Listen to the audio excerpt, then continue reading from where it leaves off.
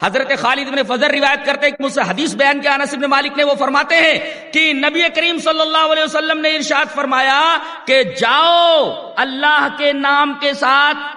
اللہ کی مدد کے ساتھ، اللہ کی مدد تمہارے ساتھ ہمیشہ رہے، رسول اللہ صلی اللہ علیہ وسلم کی ملت کے اوپر جاؤ اور دیکھو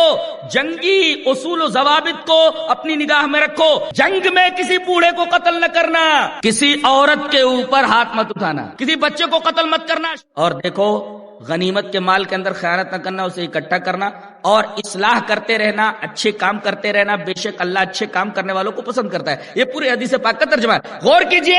جنگ کے اندر جاتے ہوئے اللہ کے رسول صلی اللہ علیہ وسلم جنگی اصول بیان کر رہے ہیں۔ بتائیے یہ اصول و ضوابط نبی بتا رہے ہیں، اس لشکر کے سامنے یہ اصول رکھ رہے ہیں جو لشکر جنگ کے لیے تیار ہو رہا ہے، جنگ کے لیے جا رہا ہے۔ وما ارسلناک الا رحمۃ للعالمین۔